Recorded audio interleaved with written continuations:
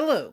So today I am in my gym, and I'm here because it deals with the subject I want to talk about.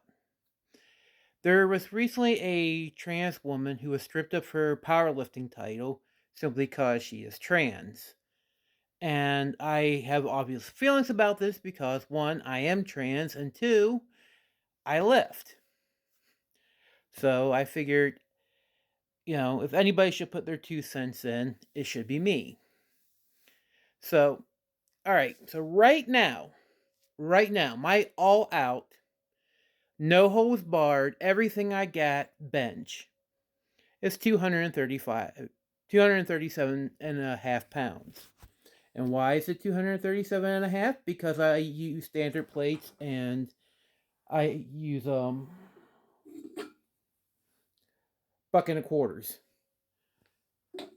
If you use standard plates, buck and a quarters are a great way to progressively overload because it allows you just to sneak the weight up very gradually. So, but yeah, so 237, my all out 237 and a half, all out max bench. My all out, every last bit, leg shaking, on the verge of puking, passing out, deadlift is 290 pounds. And my max squat, leg shaking, I don't know if I can even make it up. Sweat pouring off me is 327 and a half. And once again, why? Buck and a quarters. So now, are those weights heavy? I mean, to the average person, probably, but to your average cis woman, bodybuilder, power lifter, weightlifter, those weights are jokes. All right. Those weights wouldn't get you invited to any weightlifting competition, wouldn't get you invited to any powerlifting competition. Those would get you laughed out of the building. Though I mean that's trash weight. That's embarrassment weight. Um Now I know some people would say, "Well, you're older." Okay. And I know and I've seen cis female powerlifters who are benching 315, 320 and higher, as well as squats and deadlifts. Just throwing up insane numbers.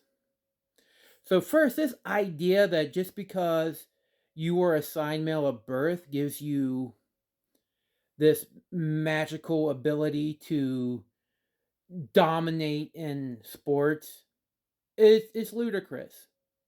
It's misogyny basically because it says that a man who does nothing, has no physical activity whatsoever, can still go and dunk on Caitlin Clark or whatever the equivalent in tennis is on Serena Williams.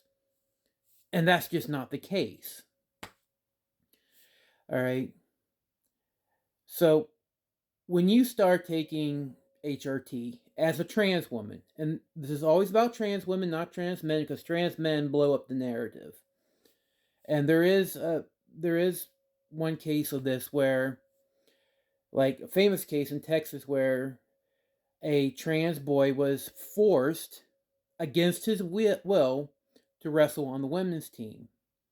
And the famous picture of him wrestling a woman, well, a girl, and she looks in agony and he just looks pissed off to be there, was picked up by Fox News. And it's like, see, this is men wrestling in women's sports. This is men, you know, beating up women. And it's like, yeah, you're right. That's a dude.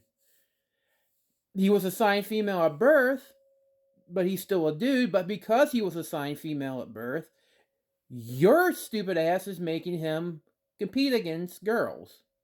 So that's on you.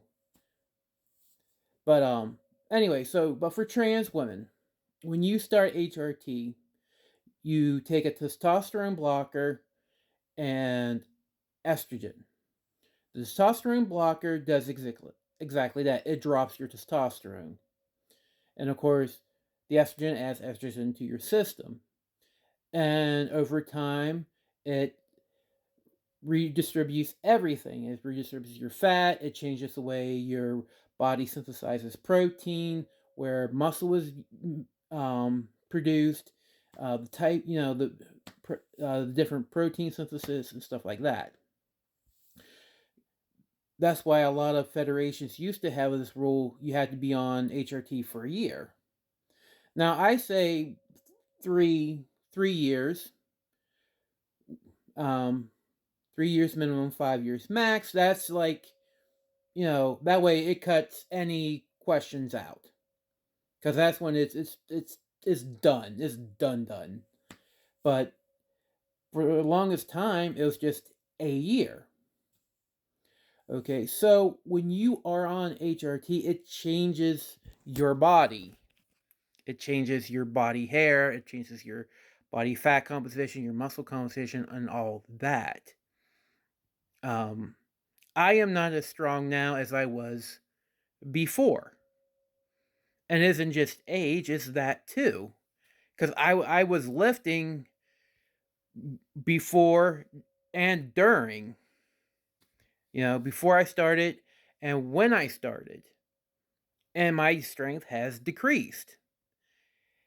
As it does, as it would. Um, Now, some people will say, well, you know, maybe we can talk about this for younger people, people who started transitioning in their teens, although those same people don't want people to transition in their teens. But, you transition later in life, you still have a male frame. Okay? Yes, my bone structure is bigger. Um, I'm not denying that. But as my body chemistry changes, I no longer have the same cardiovascular ability, nor even the same muscle distribution or density. So it's like running a bigger car with a smaller engine.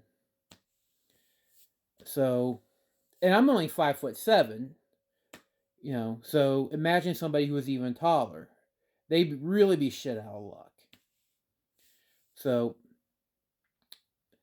my whole thing is, if a trans woman has been on HRT for at least 3 years, then she's good to go. There is no difference between her and a cisgender woman.